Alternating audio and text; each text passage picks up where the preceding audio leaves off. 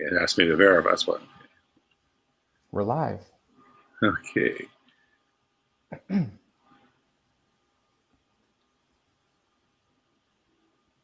Reason is I also like to open it on a YouTube, on a separate tab on YouTube, so that I can watch comments there.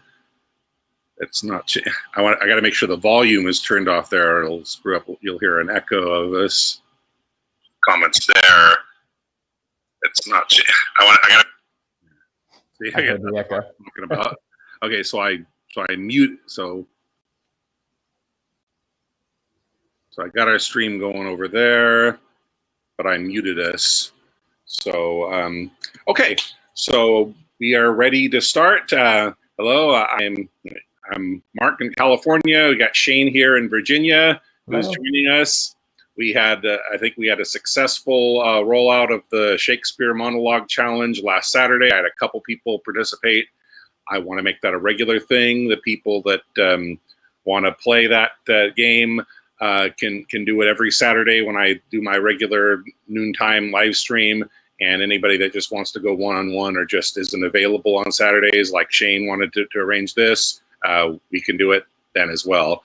So I'm assuming people viewing are my subscribers. They already know a little bit about myself, my experience with Shakespeare.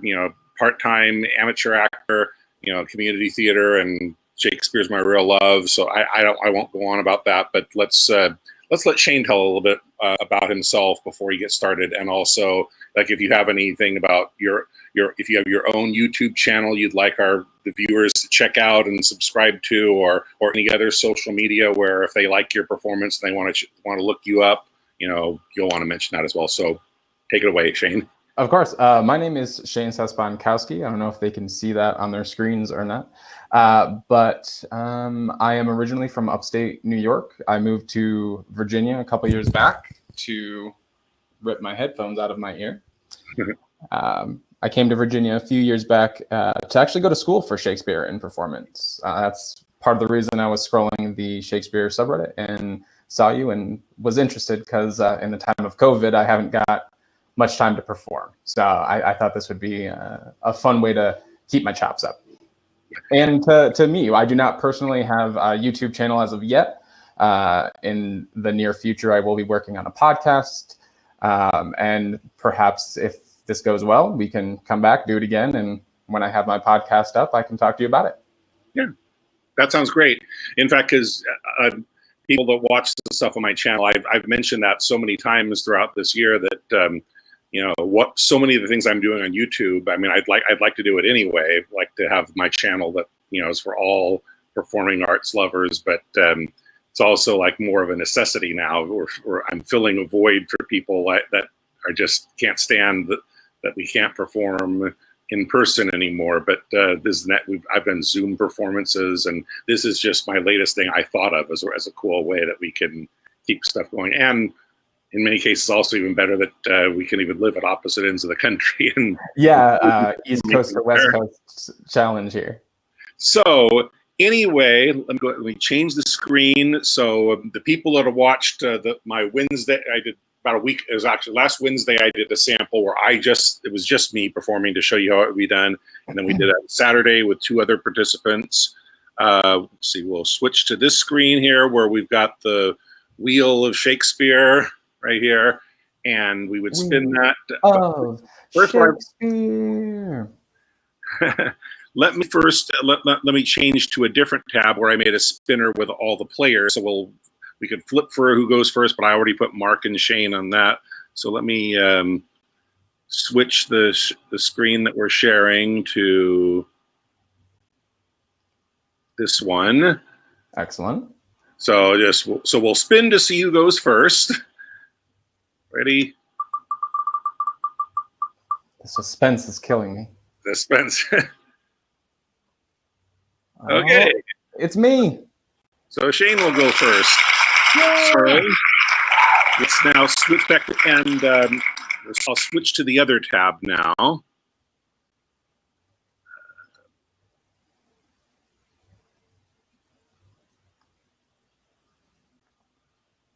Okay.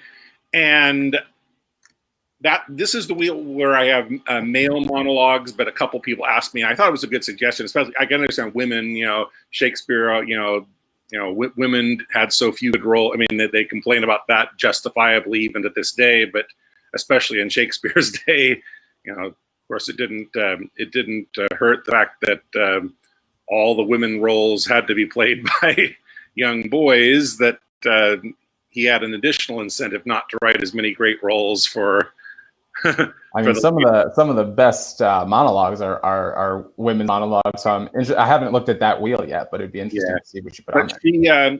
A couple women asked me, could I make a gender neutral one where they can play against gender? So I made a male wheel, I made a female wheel, and I made a combo wheel, right? I combined them. They're the same thing, but I combine them. So if you want to try gender bending, you want to it's the actor's option. When they're called on, they can ask what wheel they want to spin on. They can either say, I want to stick to my gender, they can deliberately play the other gender, or they can just leave it up to the wheel to decide. So leave it up to the wheel. That sounds cool, right? So did you want to do the combined wheel and leave it up? Sure. Yeah. Okay. So, I love a challenge. Okay, so Shane's our first person to actually go with that of asking to for the. So I'll switch now. Let the gods decide. We're going to switch to the gender neutral one. So that's we got the gender neutral wheel going there, and so it could get anything. We'll go and go spin the wheel. See what comes up. Oh, what am I going to get? Big bucks, no whammies. I can't see it. What did I get? You did get a female role. You got Volumnia from Coriolanus. Oh, no. Okay. All right. So. Give you a little background. I mean, I know that's Coriolanus's mother begging him not to destroy Rome, and they've shunned him. Oh, and another thing, in case it confuses, this confused some people on Saturday. The line that it might be the first line of the monologue, or it might very well be where. What was the first line on there again? Nay. Yeah. Sometimes it's not the first line. Just so that people know what monologue we're talking about, I'll say the most famous line, which is not necessarily like one person spun the "What a piece of work is man." Sure. That's actually toward the end of the monologue. I put that on the wheel because people would recognize it. But you can feel free to go back as far as you're comfortable with after you found it. And my suggestion, I don't know if you saw this in the mail, the app that I use so that you don't have to carry a big bulky work the whole. Oh, I have something. Yeah, I have a screen pulled up. I just need that first line again. Oh wait, I forgot. I shouldn't have closed the sharing screen yet. So the Act 5, Scene 3, approximately 148 lines in is where you'll find that. So we'll give Shane a little bit of time to find that. Act 5, Scene 3. It begins around 148. And again, if you, I'm not sure. I think that's not as well. That is the first line. Yeah, because it's not a well-known one. I just went ahead and did the first line. But like a well-known one, like "What a piece of work is man," I put that there, even though it's toward the end. So yeah, I think that would be your first line. But again, it's up to you. That's all part of your performance. You can decide how far back you want to go, if you just want to start with that. So that said. Let's see if I can find a stopping point before I start, because that's a long monologue. Stop and start, and then just take it away whenever you're ready.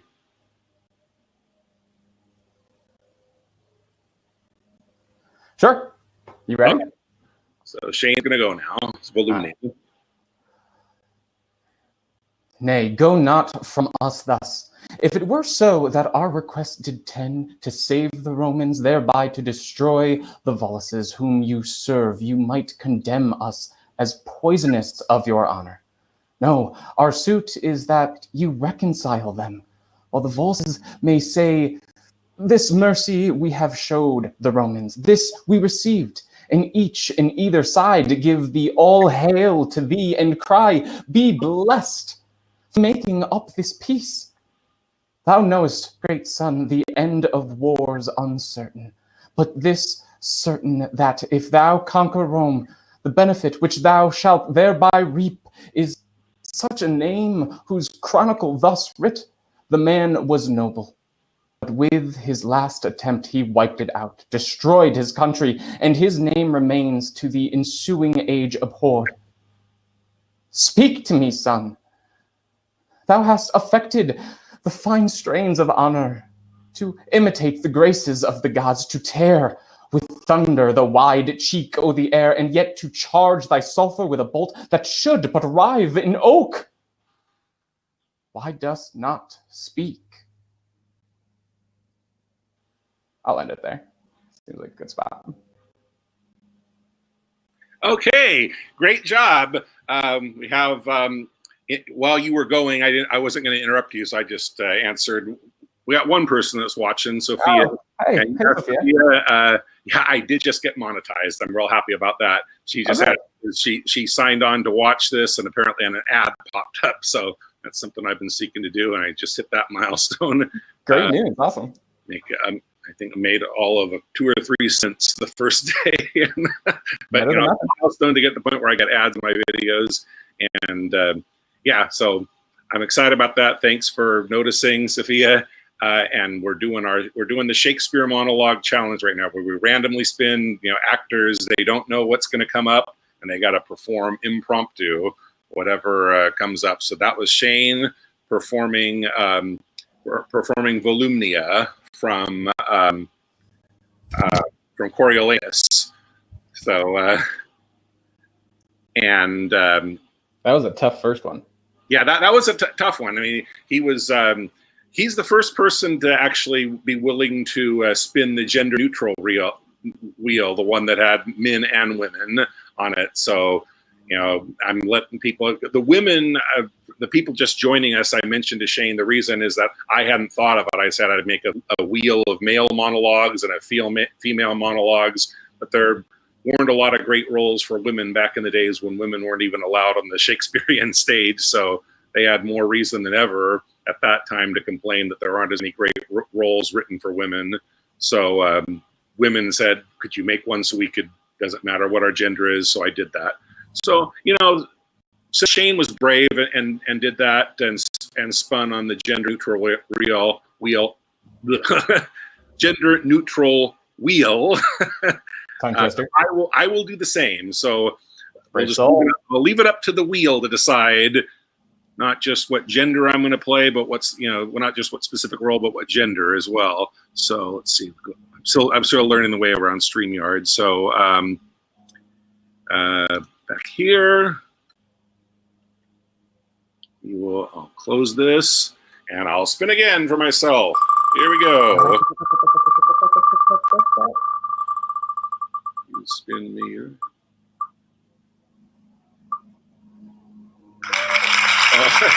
You know what? I'm going to have to say, this is the same one I did on Saturday. So is it really? Yeah, wow. It is. In fact, I encourage you. It would be cast against race rather than against gender for this one, but I did it. I don't want to say that I'm cheating by not taking the first one that came up. But I say if you did it before, you viewers by doing the same thing. I'll say go back, watch Saturdays if you want to see me. It's on my page. It's on my channel. The one that was live streamed on Saturday. You'll see me perform that one on Saturdays. Shakespeare Monologue challenge. So I'm going to spin the wheel again. That's the other thing we kind of decided on. The first 3 people to play. They spun the same one that another player had already done, and we said, "What are we going to do? Are you going to?" And there, I said, if the other person or another opponent has already done it, the rule we decided on was we will let them choose, because sometimes I say, hey, that's part of the challenge. I'm going to show that I can do the same one that you just did better. If they want to, or if they don't want that direct comparison, it'll be their choice. They can either perform that or they can ask to spin again. But I'm definitely going to spin again if they've already seen me do that one. Yeah, so that said, we're spinning again.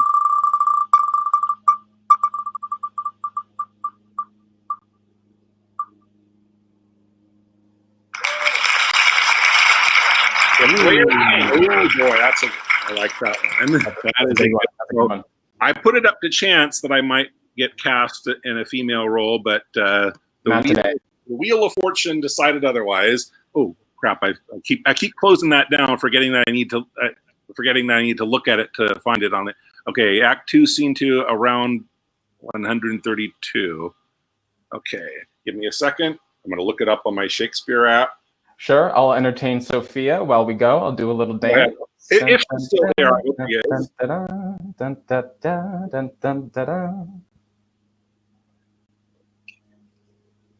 Welcome to Mark's live stream, everybody. I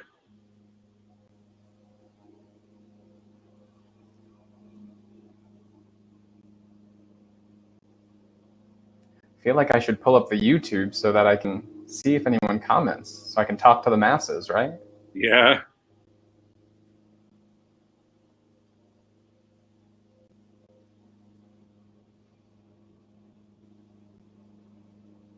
This is his Pyrrhus. I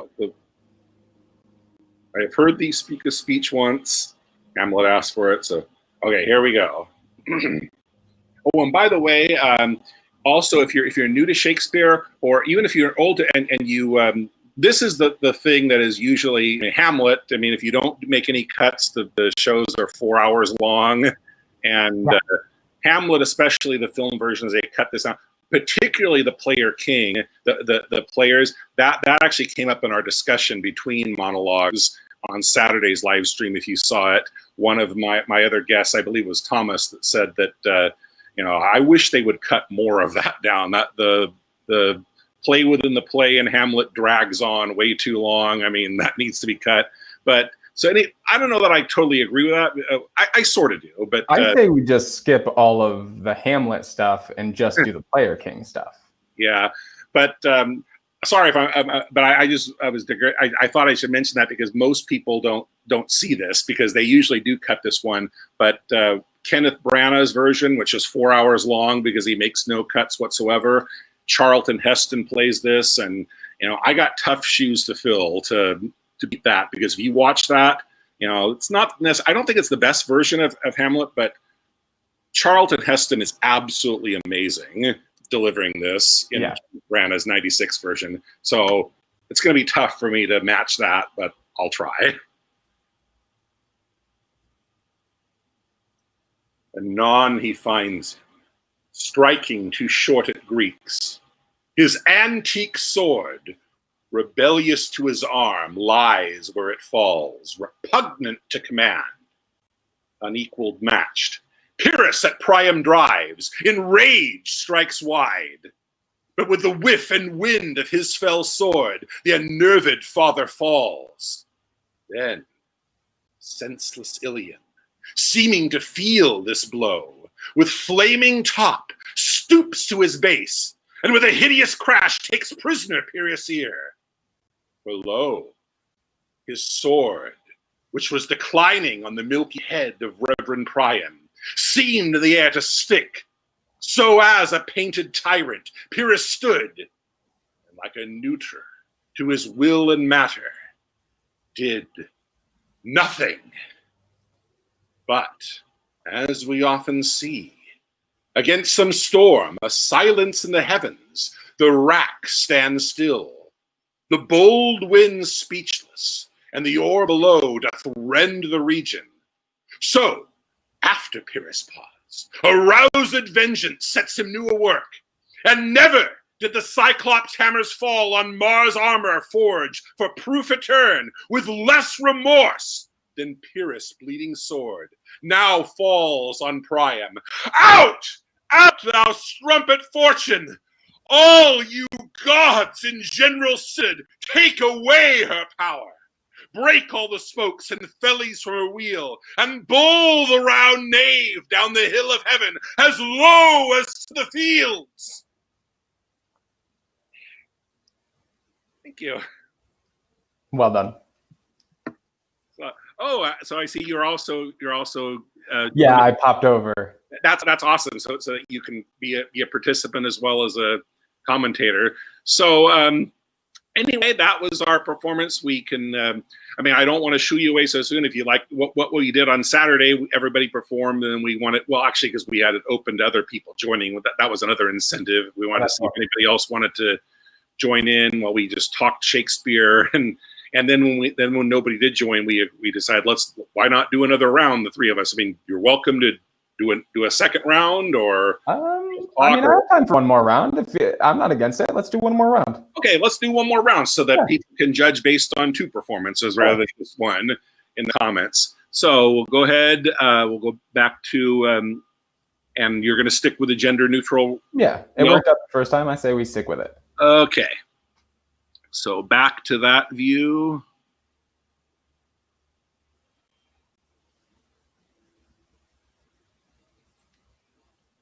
So Shane's next one will be suspense, suspense, suspense. Oh, I can't wait. You spin me right round, baby.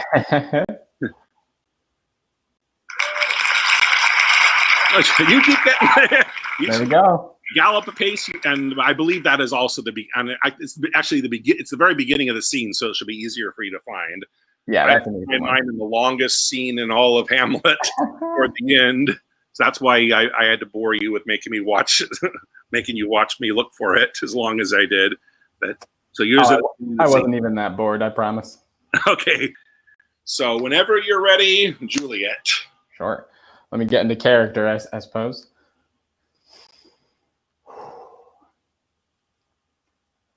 Gallop apace, you fiery-footed steeds, towards fierce lodging. Such a wagoner as the Phaeton would whip you to the west, and bring in cloudy night immediately. Spread thy close curtain, love performing night, that runaways' eyes make wink, and Romeo leap to these arms, untalked of and unseen. Lovers can see to do their amorous rites by their own beauties, or, if love be blind, it best agrees with night. Come, civil knight, thou sober-suited matron, all in black, and learn me how to lose a winning match, played for a pair of stainless maidenhoods. Hood my unmanned blood bating in my cheeks with thy black mantle, till strange love, grown bold, think true love acted simply modesty. Come, knight, come, Romeo, come thou day and night, for thou wilt lie upon the wings of night, whiter than new snow on a raven's back.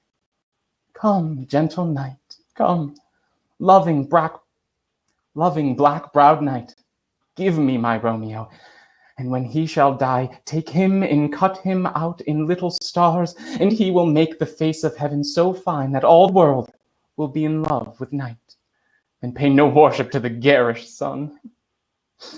Oh, I have bought the mansion of a love, but not possessed it, and though I am sold, not yet enjoyed. So tedious is the day, as is the night before some festival, to an impatient child that hath new robes and may not wear them. Oh, here comes my nurse. Oh, she brings news, and every tongue that speaks but Romeo's name speaks heavenly eloquence. Yo, now, nurse, what news? What hast thou there, the court, that Romeo did bid thee fetch? Okay, awesome. So what I think I'll do at this point is, so it's my turn to go to do my second round. Yeah. Since by fate you ended up performing a female role both times, I think it's only fair that I do it at least once. So I'm gonna change the wheel. I'm gonna change to the wheel where it guarantees. I don't know what I'm gonna get, but it guarantees I will get a female. Oh, that's awesome. So let me go ahead and do that now. So I'll switch. I'll open the female monologues. I never thought I'd be doing this, especially. But I pushed the envelope on you. I can't say that I haven't, because I've narrated audiobook versions. I've narrated the entire scripts for an audiobook, so I've played effectively, not visually, but voiceover only. I've played all roles, male and female, like this. So it's not too much of a stretch. Let's see, is the right, okay. So that should be up there. So we will now spin the female wheel for me. Oh, the anticipation. What comes up is...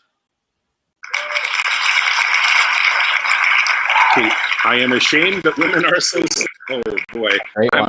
I'm very unfamiliar with this one, so this is gonna be about as prompt. It's one of my least favorite of Shakespeare's plays. Admittedly, I don't like the sexism of it, the way that it go. I mean, particularly this monologue, women submitting to the idea that they're inferior to man and have to be ruled over by their husband. So this is I think if any character, fights against that, it would be Kate, right? Yeah. Well, until the end.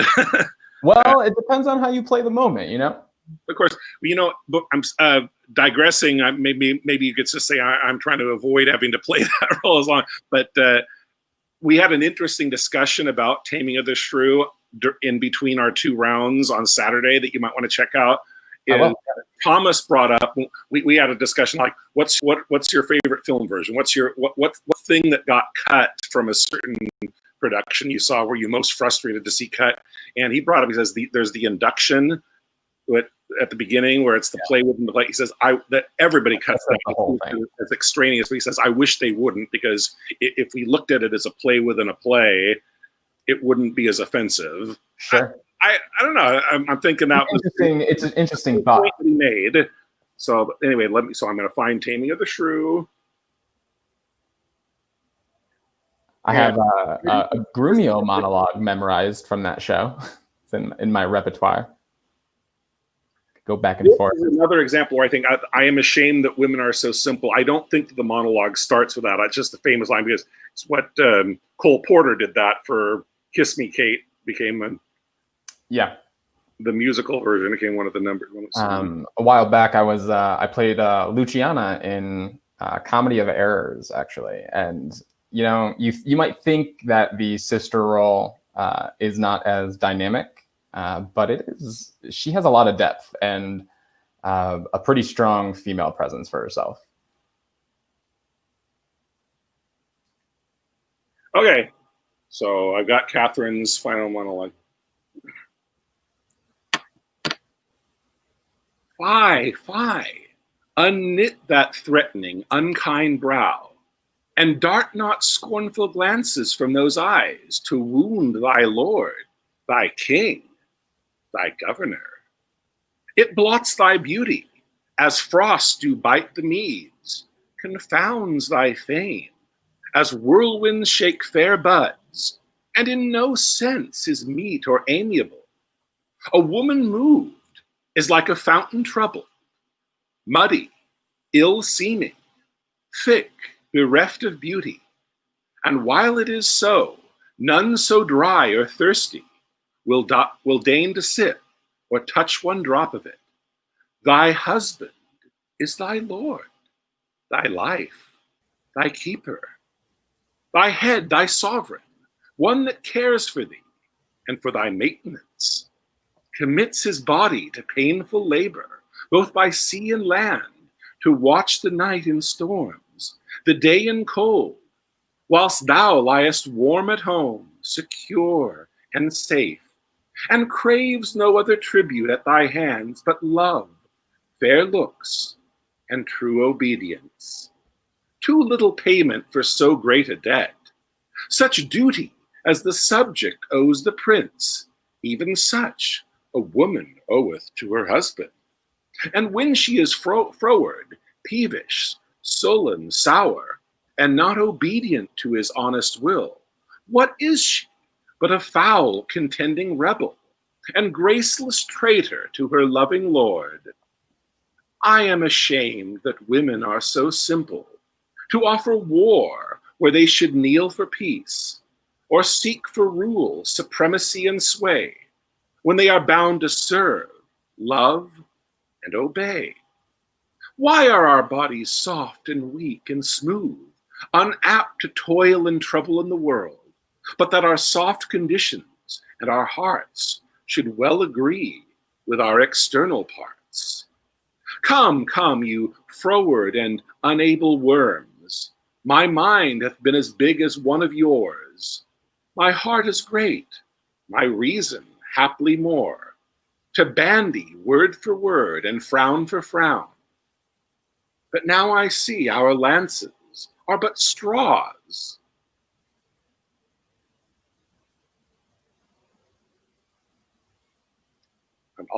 I lost my place. Sure. That is often a good time to stop. I lost my place when I looked up, which I shouldn't have. But that'll probably count as points against me. If that's the next thing I got to figure. How do we create a rubric to judge us on an objective scale? But anyway, if you like to chat a little bit more, we can, or we can just wrap this up. It was a lot of fun. Glad we got to do 2 rounds. I hope we'll do it again. Yeah, I mean, I had a blast. I do have to get going, but I would absolutely love to spin the wheel again. This was a great time. Yeah, we, like always, I'm going to make it a regular thing. Every Saturday, it'll be noon, it'll be 3 o'clock your time. Yeah, noon is a little tough for me. That's when I'm going to make it open to everybody. But like we did with this one, we can just communicate via email anytime that works for you. We can, Yeah, sounds great. We'll arrange it in advance, and I like to we arrange it at least 24 hours in advance, so I can post it. And like the couple people that did sign on, they might not have found us if I hadn't posted it in advance. So I'm glad we did that. But yeah, we'll do it again real soon. It was a lot of fun. Yeah, it was nice to meet you, Mark. Thanks for the people that watched. We're going to keep doing this because I've only done it a couple times. I've had a blast every time, and I want to keep doing this. Yeah, and please, everyone, get your votes in down in the comment section so we can start to see who won the competition, the challenge. See who has to defend next time. Okay. All right. Well, thanks a lot. I'll see you soon, Shane. Yeah, of course. Thank you so much. Bye now. Bye.